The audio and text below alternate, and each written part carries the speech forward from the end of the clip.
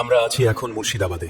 এই মুর্শিদাবাদে ঐতিহাসিক কাটরা মসজিদের প্রাঙ্গণে রয়েছে এমন একটি স্থান যেখানে চিরনিদ্রায় শায়িত আছেন বাংলার প্রথম নবাব মুর্শিদ কুলি খাঁ।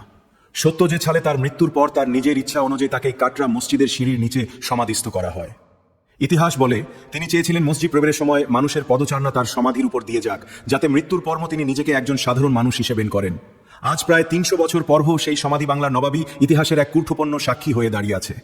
আপনারা দেখতে পাচ্ছেন বর্তমানে সমাধির সামনে একটি লোহার গেট রয়েছে এবং সেটি তালাবদ্ধ অবস্থায় রাখা হয়। কিন্তু সবসময় এমন ছিল না।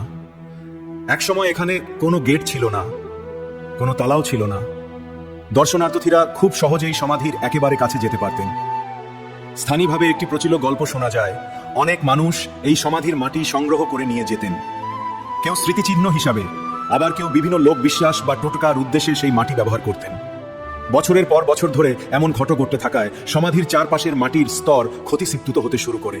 ফলে অতিথায়ী এই স্থাপনাকে সংরক্ষণের স্বার্থে পরবর্তীতে গেট লাগানো হয় এবং প্রবেশের নিয়ন্ত্রণও আনা হয়। ভাবতে অবাক লাগে, যিনি একসময় বাংলা, বিহার ও উড়িষ্যার শাসক ছিলেন, আজ তার সমাধিকে নীরবে ইতিহাসের গল্প বলে চলেছে। আর এই সমাধিকে ঘিরেই দাঁড়িয়ে আছে মুর্শিদাবাদে অন্যতম ঐতিহাসিক স্থাপনা কাটরা মসজিদ। পরবর্তী পর্বে আমরা ঘুরে দেখব এই কাটরা মসজিদ, জানবো কেন এটি নির্মাণ করা হয়েছিল, এর স্থাপত্যের বিশেষত্ব কি, এবং কি আজও মুর্শিদাবাদে এক অমূল্য সম্পদ হিসেবে বিবেচিত হয়।